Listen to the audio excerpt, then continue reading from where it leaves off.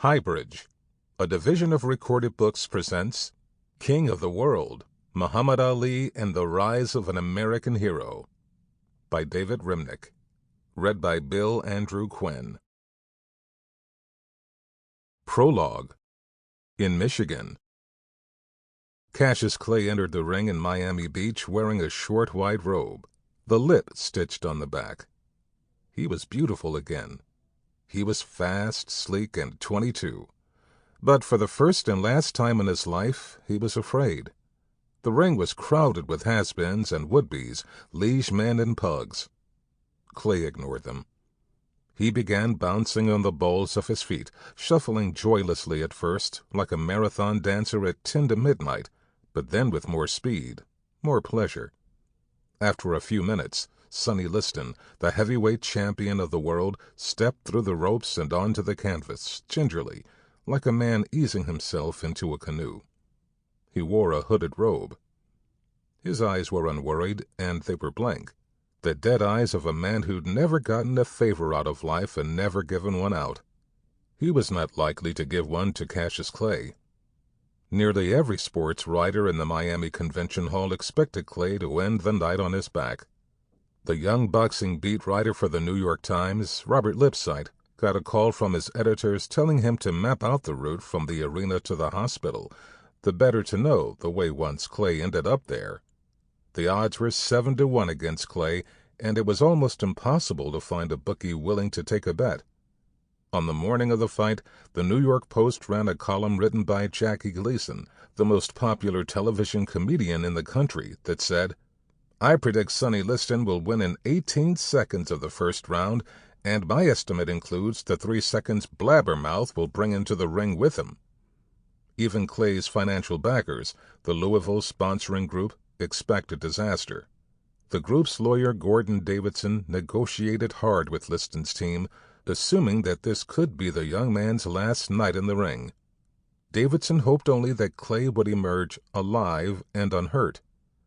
It was the night of February 25th, 1964.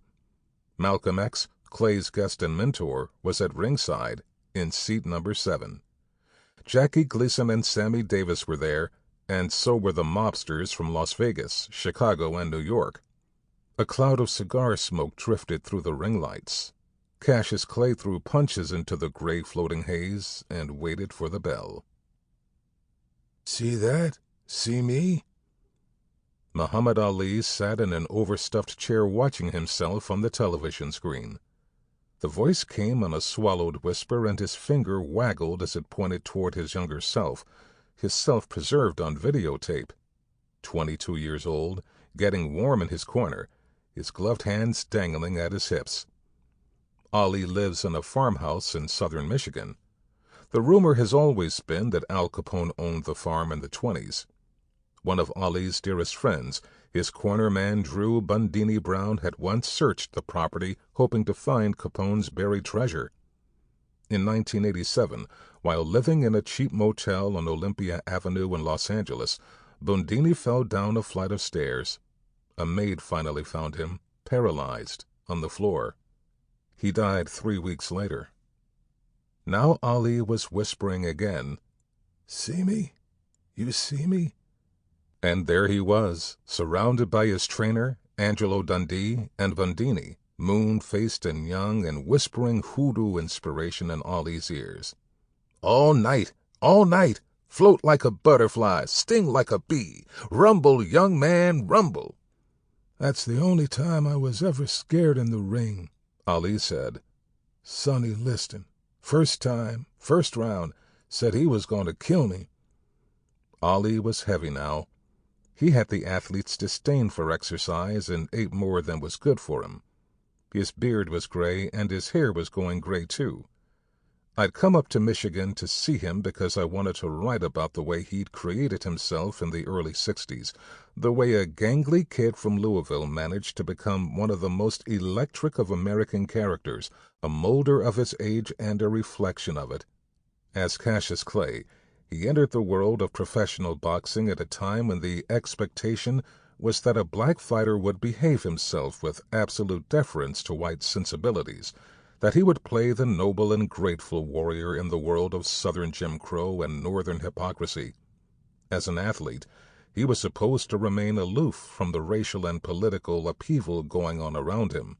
The student sit-ins in Nashville in 1960, the year he won a gold medal in Rome, the Freedom Rides, the March in Washington, and the student protests in Albany, Georgia, and at Ole Miss, as he was making his way up the heavyweight ladder. Clay not only responded to the upheaval, he responded in a way that outraged everyone from white racists to the leaders of the National Association for the Advancement of Colored People. He changed his religion and his name. He declared himself free of every mold and expectation. Cassius Clay became Muhammad Ali. Nearly every American now thinks of Ali with misty affection. Paradoxically, he was a warrior who came to symbolize love, but the transformation in the popular mind came long after Ali's period of self-creation in the early 60s, the period covered in this story. Ali and I talked that afternoon about the three leading heavyweights of the time, Floyd Patterson, Sonny Liston, and Clay himself, and the uncanny way they seemed to mark the political and racial changes going on just as they were fighting one another for the title. In the early 60s, Patterson cast himself as the good Negro, an approachable and strangely fearful man, a deferential champion of civil rights, integration, and Christian decency. Liston, a veteran of the penitentiary before he came to the ring, accepted the role of the bad Negro as his lot after he discovered that he would not be permitted any other. For most sports writers, Liston was monstrable, inexplicable, a bigger Thomas, a Caliban beyond their reckoning. So this story begins with Patterson and Liston, their lives and their two quick and dramatic fights in 1962 and 1963. Each man in his own way represented the world that Ali would encounter and then transcend. Ali would declare himself independent of the stereotypes Patterson was beholden to. He became independent of the mobsters who, for years, had dominated boxing in general and Liston in particular. "I had to prove you could be a new kind of black man," Ali told me. "I had to show that to the world." At times, Ali was taken with the subject of himself, but sometimes his heavy lids would blink a few times and then stay shut and he would sleep, mid-conversation, for 5-10 minutes or so. He used to do that when he was young. Now he did it a lot more often. Sometimes the present world, the life going on all around, the awards dinners, the championship games, the visits to the King of Morocco or the Aldermen of Chicago, sometimes it all bored him. He thought about death all the time now, he said. "Do good deeds, visit hospitals, Judgment Day coming. Wake up and it's Judgment Day." Ali prayed 5 times a day, always with death in mind. "Thinking about after, thinking about paradise." The fight began. In black and white, Cassius Clay came bounding out of his corner and right away started circling the square, dancing, moving around and around the ring, moving in and out, his head twitching side to side, as if freeing himself from a neck crick early in the morning, easy and fluid. And then Liston, a great bull whose shoulders seemed to cut off access to half the ring, lunged with a left jab. Liston missed by 2 feet. At that moment, Clay hinted not only at what was to come that night in Miami, but at what he was about to introduce to boxing and to sports in general, the marriage of mass and velocity. A big man no longer had to lumber along and slug. He could punch like a heavyweight and move like Ray Robinson. "It's sweet, isn't it?" Ali smiled. With great effort, he smiled. Parkinson's is a disease of the nervous system that stiffens the muscles and freezes the face into a stolid mask. Motor control degenerates. Speech degenerates. Some people hallucinate or suffer nightmares. As the disease progresses, even swallowing can become a terrible trial. Parkinson's comes on the victim erratically. Ali still walked well. He was still powerful in the arms and across the chest. It was obvious, just from shaking his hand, that he still possessed a knockout punch. No, for him the special torture was speech and expression, as if the disease had intended to strike first at what had once pleased him, and pleased, or annoyed, the world most. He hated the effort that speech now cost him. "Sometimes you won't understand me," he said when we first met. "But that's okay. I'll say it again." He rarely risks a word in front of a camera, and usually it was an enormous effort to show a smile. I said I knew what he was talking about. My father has Parkinson's. He can no longer walk more than a few steps, and his speech, depending on the time of day, can be a trial. So I knew. What I couldn't tell him was that my father is over 70. His speech is better than Ali's. But my father had not spent decades getting hit hundreds, thousands of times by the best heavyweight fighters of his era. Ali was smiling now as his younger self, Cassius Clay, flicked a nasty left jab into Liston's brow. "You watching this? So fast, so pretty." Liston seemed hurt and confused. He had no answer to this new species of athlete. Ali's fourth wife, Lonnie, came up the stairs and put her hand on Ali's shoulder. She is a sturdy and handsome woman with a face full of freckles. Lonnie is 15 years younger than Ali. She grew up near the Clay family in Louisville's West End. She went to Vanderbilt and used to work as a sales rep for Kraft in Los Angeles. When Ali's third marriage to Veronica Porsche was on its way out, he called her to come be with him. Eventually, Ali and Lonnie married. Lonnie is precisely what Ali needs. She is smart, calm, and loving, and she does not treat Ali like her patient. Besides Ali's closest friend, the photographer Howard Bingham, Lonnie is probably the one person in his life who has given more than she has taken. In Michigan, Lonnie runs the household and the farm, and when they are on the road, which is more than half the time, she keeps watch over Ali, making sure he has rested enough and taken his medicine. She knows his moods and habits, what he can do and what he can't. She knows when he is suffering and when he is hiding behind his symptoms to zone out of another event that bores him. Ali didn't look up from the television. He reached out and rested his hand on the small of Lonnie's back. "Muhammad, you've got to sign a couple of pictures, okay?" Lonnie said. She put a couple of 8x10 glossies in front of him. Cassius Clay was dancing around the ring, stopping only to needle a tattoo on the meat of Sonny Liston's face. "Ali, can you make that to Mark, M-A-R-K, and to Jim, J-I-M. And later on, you've got to sign some pictures and some boxing gloves." This is how Ali makes much of his living these days. Ali made plenty of money in boxing, but he didn't keep as much of it as he could have. There were alimonies, hangers-on, the IRS, good times, the Nation of Islam. But the advantage of being the most charismatic sports figure of the century is that even in his reduced state, slow and nearly speechless, he can show up at a banquet or a convention and walk away with a big check. Of all the 60s icons, the Kennedys, King, Malcolm X, John Lennon, Elvis Presley, Bob Dylan, Mickey Mantle, only a few are left, and Ali is, by far, the most adored among them. "I sign my name, we eat," he said sheepishly. The tape kept rolling.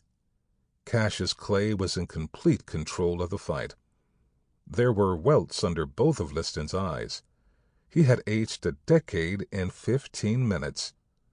Ali loved it then, and he was loving it now. "People shouted every time Liston threw a punch," he whispered. "They was waiting, but now they can't believe it. They thought Liston had knocked me into the crowd. Look at me." Clay danced and jabbed. By the 6th round, Clay was a toreador, filling a bull's back with blades. At the end of the 6th, Liston sat down on his stool and stayed there. He quit.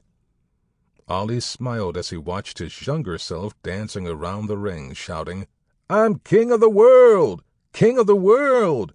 and climbing the ring ropes and pointing down at all the sports writers. "Eat your words! Eat your words!" The next day, Clay would announce that he was not merely the heavyweight champion, but a member of the Nation of Islam.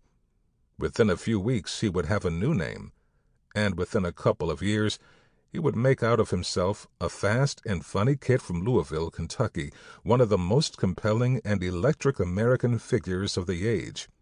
He became so famous that in his travels around the world, Ali could gaze out of airplane windows, down at Lagos and L.A., down at Paris and Madras, and be assured that almost everyone alive knew who he was. He'd fantasize about hitching around the world, knowing that everyone would take him in, feed him, adore him. In those early days, as Cassius Clay, he was often reviled in the press and elsewhere, but with time those voices were barely audible. He hit people for a living, and yet by middle age he would be a symbol not merely of courage, but of love, of decency, even a kind of wisdom. A cleaning woman walked into the room, put aside her vacuum cleaner, and sat down to watch the screen. Cassius Clay was still screaming, "King of the world!" "Ain't I pretty?" "Oh, Ali," she said, "you had a big mouth then." "I know," he said, smiling. "But wasn't I pretty? I was 20 what? 22. Now I'm 54. 54. He said nothing for a minute or so. Then he said, "Time flies, flies, flies. It flies away." Then, very slowly, Ali lifted his hand and fluttered his fingers like the wings of a bird. "It just flies away," he said. Part 1. Chapter 1. Underground Man. September 25th, 1962. On the morning of the fight, the heavyweight champion of the world packed a loser's suitcase. Floyd Patterson, for all his hand speed, for all the hours he put in at the gym, was the most doubt-addled title holder in the history of the division. There were always losers, professional opponents, set-em-ups, unknowns who suffered as he did, men who took no pleasure in winning except as the periodic escape from loss and humiliation. But he was champion, the youngest man ever to win the title. In the last weeks of training, Patterson lay on his bed at night, out in a cabin in the Illinois countryside, half asleep, listening to his recording of Music for Lovers Only, and, if he was lucky, he saw himself winning. He saw himself leaping out of a crouch and striking Sonny Liston with his famous kangaroo punch, a flying left hook delivered with so much vaulting thrust and ambition that there was always a chance that Patterson would go sailing past his target and through the ropes and into the flannel laps of press row. If the punch landed, as it had against so many, Patterson was golden. He might wait a while to take such risks, at least a few rounds until Liston started to feel the fatigue, but he would leap soon enough. Then he'd follow up, relentless, dropping the bigger man with a right uppercut, across, another hook. Patterson could not count on the power of a single punch, not against Liston, whose countenance suggested the strength of iron. He would rely on his gift, his speed. Patterson knew he had to be aware. Liston's left jab was as powerful as another man's cross. In one fight, Liston had beaten a plotting contender named Wayne Bethea so badly with his jab that at the end of the bout, Bethea's cornermen dragged their fighter to the dressing room and removed 7 teeth from his mouthpiece. Blood was dripping from his ear. The fight had lasted 58 seconds. So Patterson would have to keep his head. He would box. He would duck inside Liston's jab and beat the body. "I really thought I could beat Liston," Patterson told me nearly 40 years later. "I think about it even now, and I figure I'll find a way to win." That's funny, isn't it? But the odds were against Patterson. Customato, his mentor since he began boxing at 14, had spent years avoiding this fight, preferring instead to set Patterson up with softer opponents. D'Amato, who looked like a cross between the Emperor Hadrian and Jimmy Cagney, used his authority and standing among the colonists to deliver righteous pronouncements about Liston's connections to the Mafia, and, like someone from the Department of Social Welfare, he spoke of the need for rehabilitation, for Sonny to prove himself civilized and stay that way if he wanted a chance at the title. But Patterson knew perfectly well that D'Amato thought he had little chance against Liston. And in this, D'Amato was not alone. Some of Patterson's predecessors as champion, Rocky Marciano and Joe Louis among them, arrived in Chicago for the fight, and no sooner had they stepped off the plane than they began telling reporters that the challenger was too strong, too mean, too strong, too mean to lose to Patterson.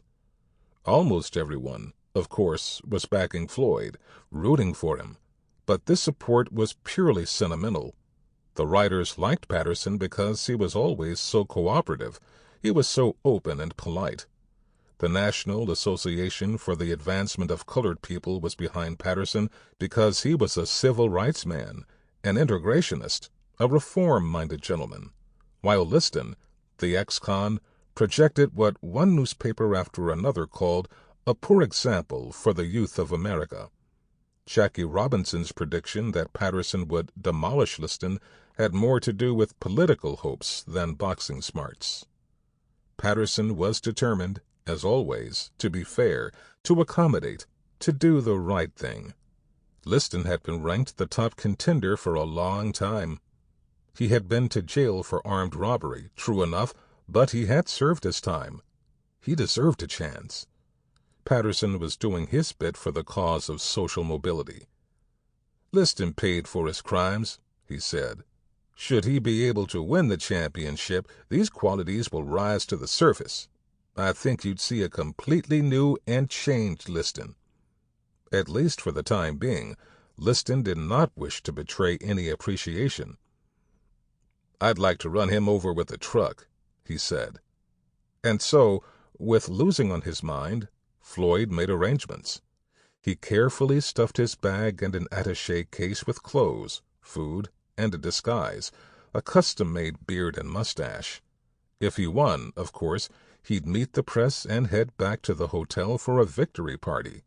If not, he would leave Comiskey Park in his false whiskers and drive through the night to his training camp in upstate New York. That was always the way it was with Floyd. Fear, especially the fear of losing, ate at him. He was entitled to call himself the toughest man on the planet, yet he didn't much believe it. He was champion in the sense that Chester A. Arthur had been president. I'm not a great champion, he would say. I'm just a champion. There were those who wondered if Floyd was beyond sensitive, if he was a neurotic in shorts. Some of the reporters from England took to calling him Freud Patterson. He had ample reason to doubt himself. Until now, Patterson had been a lucky man, winning the title in November 1956 against Archie Moore. Moore was the craftiest of fighters, but like Patterson, he was small for a heavyweight and, by the time of his fight with Floyd, a geriatric case in his early 40s. Once Patterson won the title, he never projected the arrogance of a heavyweight champion. He never had the proper disdain. His eyes were sad and vulnerable, the dreamy eyes of a jilted teenager, and his physique was sinewy, the body of a road laborer, an utterly plausible body, but one that did not convey invincibility. At best, Patterson was a fine light heavyweight, bulked up for the marquee division. At fight time, Liston would outweigh Patterson 214 to 189. In boxing, if both men are equally skilled, more or less, the rules of physics usually obtain, and, as in the straight-on collision of two vehicles, the greater power goes to the greater force, to the bigger man, to the truck. Patterson's natural inclination was to get even smaller. If we put him on a diet, his trainer Dan Florio said, we'd soon have a middleweight on our hands. Patterson had never defended his title against a fighter even remotely as powerful as Liston. D'Amato set him up with the likes of Pete Rademacher, an Olympian fighting for the first time as a professional, and Brian London, one of those knobby Englishmen who bleed rivers on a pale chest.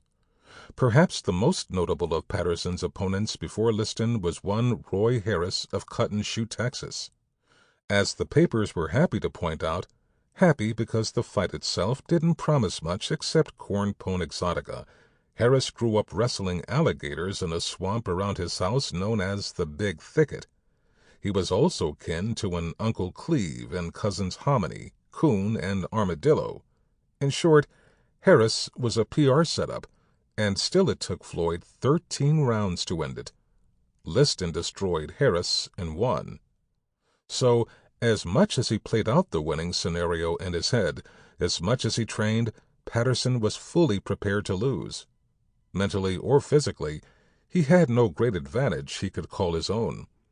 He had lost to lesser men than Liston, certainly, first to Joey Maxim in 1954, and then, as champion, to Ingemar Johansson in 1959. He reacted not with fury, as most heavyweights did, but with depression, prolonged withdrawal. After the Maxim defeat, a controversial decision, Floyd locked himself in his apartment and stayed there for several days. Against Johansson, the humiliation was far deeper because the stage was so much more visible. Defending his title at Yankee Stadium, he had been knocked to the floor over and over, as in a particularly merciful alley fight. Patterson was a speed fighter, but against Johansson he never made his move. He froze, and Johansson, a burly Swede of modest talent, unloosed what his camp called, so annoyingly, his thunder and lightning. After the first knockdown, Floyd got off the canvas and began walking dreamily toward his corner. Leaving the neutral corner, Johansson came in front of Patterson's blind side and struck him down again. The assault looked less like boxing than an angry drunk splitting open another man's skull with a beer bottle. By around the 14th knockdown, as Patterson crawled around the canvas, staring through the ropes, his eyes locked on John Wayne, who was sitting ringside, and, as he stared at the actor, Floyd felt embarrassed. Embarrassment was Patterson's signature emotion, and never more so than now. The fight was not even over before he started to wonder if everything he had fought for, his title, his belonging to a world greater than the one he grew up in, if all that was now at risk. Had he ever deserved any recognition, any belonging in the first place? What would John Wayne think of him? The referee, Ruby Goldstein, stopped the fight after Patterson had gone down for the 7th time. Floyd wanted to hide, but there was no hole deep enough. He had no disguise, so he borrowed a cornerman's hat and tugged at the brim as if to disappear inside it. He let his friends and family hug him, console him, but he hated their pity. He could not wait to be alone. And when they all went away, the family and the friends and the reporters, Floyd went home to New York. Day after day, he sat in his living room with the curtains drawn. "I thought my life was over," Patterson told me. He was one step away from where he started, one step from Bedford-Stuyvesant, the slum of his childhood. It was if he expected the repo man to trot up his walk at any minute and start stacking the television and the oven and the couch outside in the front yard, and all the neighbors, his white neighbors, would see that he was nobody now. Floyd could not sleep, or at least not for long. Later that night, as he recounts in his autobiography, he climbed out of bed and headed down to the den. After a while, just before dawn, Sandra found him there. "Floyd," she said, "Floyd, what good will it do sitting down here in the dark thinking?" "Will it do more good lying up there in the dark?" When he woke, he looked up from the couch to see his 3-year-old daughter, Jeannie, staring at him. His face was still covered with welts, and so he held Jeannie close. Sample complete. Ready to continue?